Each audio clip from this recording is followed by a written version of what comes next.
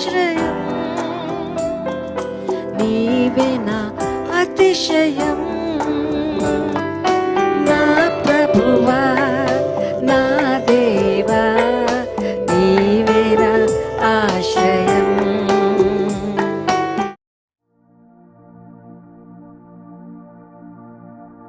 ఆనందించుడి, మరలా చెప్పుచున్నాను ఆనందించుడి.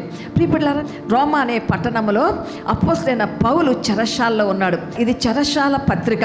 రోమా చెరశాల బందీ అయినప్పుడు తాను వ్రాస్తున్న లేఖలు, అప్పటికే స్థాపించబడ్డాయి సంఘాలు. మీ దగ్గర నుంచి నేను రిపోర్ట్ వింటున్నాను, ఎలాగున్నారని చెప్పాలంటే అపోస్తలు ఈ యొక్క ఫిలిప్పీ సంఘాన్ని చాలా ప్రశంసిస్తున్నాడండి. కానీ చిన్న చిన్న శ్రమలు ఉన్నాయి. పౌలు ఎందుకు రోమా వెళ్ళాడు, రోమా ఎందుకు వెళ్ళాల్సి వచ్చింది, అతని యొక్క స్థితిగతులు ఏంటి, ఆయన యొక్క పునాది ఏంటి, అది ఒక్కసారి చదువుదాం ప్రియబిడ్డలారా. 4వ అధ్యాయంలో ఇక్కడ అంటున్నాడు, ఎల్లప్పుడూ ప్రభువునందు ఆనందించుడి, మరలా చెప్పుచున్నాను ఆనందించుడి, మీ సహనమును సకల జనులకు తెలియచేయుడి, ఎందుకంటే ప్రభు సమీపముగా ఉన్నాడు. దేని గురించి చింతించకడు కానీ ప్రతి విషయంలోనూ కృతజ్ఞతాపూర్వకంగా మీ విన్నపములు దేవునికి తెలియచేయుడి. ఏ సందర్భంలో ఏమి జరిగింది, ఆయన ఏమి చేశాడు, ఏమి ఫలితం పొందాడు, అది మనకు కావాలి. ఏ పరిస్థితుల్లో తను రాశాడని ఒకసారి చూసినట్లయితే అపోస్తల కార్యం 21వ అధ్యాయం పౌలు యొక్క శ్రమలు అక్కడ ప్రారంభమయ్యాయి. పౌలు ప్రారంభ దశలో ఆసియా ఖండం నుంచి అనేక మంది యూదులు వచ్చారు. ఎక్కడికి? యెరూషలేము.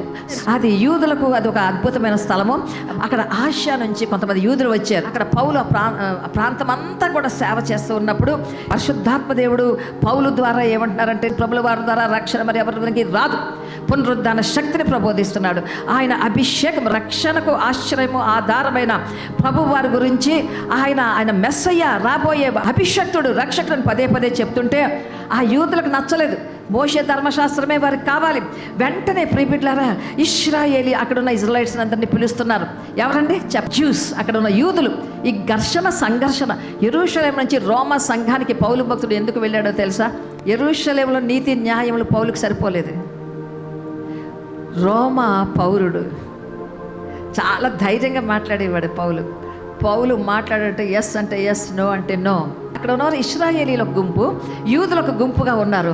ఉంటే వాళ్ళు ఒక కేకన, ఇశ్రాయేలీలారా రండి, నాకు సహాయం చేయండి, ఆపదలో ఉన్నాం, అనర్థంలో ఉన్నాం. ఏంటి తెలుసండి ఆపద?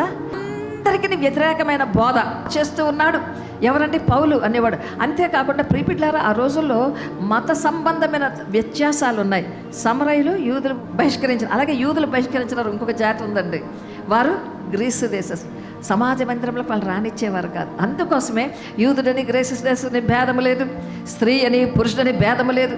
క్రీస్తులోనికి బాప్తిసం పొందిన వారందరూ క్రీస్తు వారే. గట్టిగా చెప్పండి. అయితే ఆ విధంగా అన్నప్పుడు చాలా కోపం వచ్చిందండి. ఎవరికి? పౌలుకి చాలా కోపం వచ్చింది. అంతేకాదు, యూదులు ఏ విధముగా ప్రభువుని పిలాతు దగ్గరికి సిలువ నరిచారు, ఇక్కడ కూడా సిలువ వేసి పౌలుని చంపాలని ప్రయత్నం చేస్తున్నారు. అన్ని విధాల బాధలు పెడుతున్నారు. అయితే ఒక్కసారి తనలో పౌరుషము పెళ్ళుబికి వచ్చింది. ప్రియబిడ్డలారా, నేను సామాన్యుడిని కాదండి, తార్సు వాడను, రోమా పౌరసత్వము కలిగిన వాడు, గమాలియేలు అనబడే గొప్ప పండితుని యొక్క పాదముల యొద్ద ధర్మశాస్త్రమును నిష్ఠ కలిగి నేర్చుకున్నాను. ఇంకో చెప్తాడు, ఈ బెన్యామీన్ అనబడే ఇశ్రాయేలు గోత్రికుడును, నేను హిబ్రీయుడును, నేను తార్సువాడను, నాకు అన్ని శ్రేష్టతలు ఉన్నాయి. పౌలు ప్రశ్న వేస్తాడు, తీర్పు తీర్చబడకుండా ఒక రోమీయుడును కొరడాలతో కొట్టడం న్యాయమా? నేను రోమీయుడును. వాళ్ళకి భయం కలిగింది అని ఉంది అక్కడ వాక్యం. భయం కలిగి వెంటనే, నువ్వు రోమీయుడువా? రోమీయుడట. వాళ్ళు ఇదే గుంపు ఉందనుకోండి, మనం కొరడాలతో కొట్టేస్తున్నాం, రోమీయుడట. పౌలు చాలా మనం నేర్చుకోవాలి, ధైర్యశాలి. ఆ యొక్క క్రైస్తవుల్ని ఎంత ధైర్యంగా హింసించాడో, ప్రభు కొరకు మరణించడం కూడా అంత ధైర్యంగా కొనసాగాడు. అయితే అంటాడు కదా, నన్ను ఒక్కరే రోమ్ చక్రవర్తి మాత్రమే నన్ను తీర్పు తీర్చాలి. అక్కడికి వెళ్ళిన తర్వాత 2 సంవత్సరాలు తన ఖైదీగా ఉన్నాడు. ఎక్కడండి? రోమాలో. ఇంకా కైసర్ తీర్పు ఇంకా ఇవ్వలేదు. మరి ఈ రోమా చేరిన తర్వాత 2 సంవత్సరాలు తన అద్దె ఇంట్లో ఉన్నాడు. సైన్యాధిపతి తను ఎప్పుడు పట్టుకునే ఉండేవాడట. ఈ యొక్క బంధకములు ఉన్నాయి, ఈ యొక్క సంఖ్యలు ఉన్నాయి. కానీ అక్కడ ఏం చేస్తున్నాడో తెలుసా ప్రియబిడ్డలారా?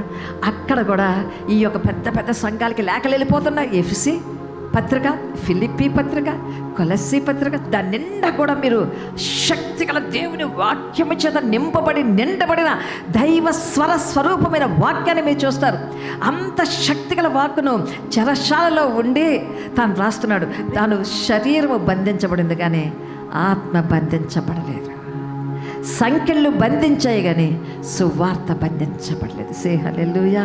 అయితే ప్రియబిడ్డలారా, ఇక్కడ మనం చూసినట్లయితే అక్కడ ఆ ఖైదీకి కూడా సంఖ్యలు పూర్తిగా తన చేతి నుంచి ఆ యొక్క పౌలు చేతికి కట్టబడిన సంఖ్యలు విడిచిపోయి మరి ఒక కొత్త సైనికుడు రాకముందే పాత సైనికుడు దేవుని వాక్యము చేత ముద్ర వేయబడి పరిశుద్ధాత్మ దేవుని రక్షకునిగా అంగీకరించి రోమా దేశంలోనికి వెళ్ళిపోతూ ఉన్నాడు.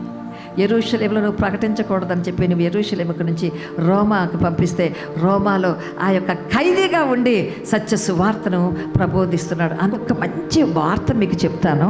ఫిలిప్పీలకు రాసిన పత్రిక 4వ అధ్యాయము 22వ వచనం. కైసరు ఇంటి వారు కూడా నాతో కలిసి మీకు వందనాలు చెప్తున్నారు. అంటే పౌలు సామాన్యుడు కాదండి. చెరసాలలో ఉన్న రోమీలు అనేక మందిని క్రీస్తులోనికి విశ్వాసంలోనికి తాను తేవడమే కాదు, ఇంకేంటి ఆఖరికి కైసరు ఇంటి వారికి కూడా వాక్యమును చెప్పి తాను క్రీస్తు వైపు మళ్ళించాడు. కైసరు చేత తీర్పు తీర్చబడి కఠినంగా శిక్షించబడవలసిన వాడు కైసరు గృహాన్ని కూడా మార్చివేశాడు. హల్లెలూయా. పౌలు అంటాడు కదా, నేను ఏ స్థితిలో ఉన్ననో ఆ స్థితిలోనే నేను ఆ యొక్క సంతృప్తి చెంద నేర్చుకున్నాను.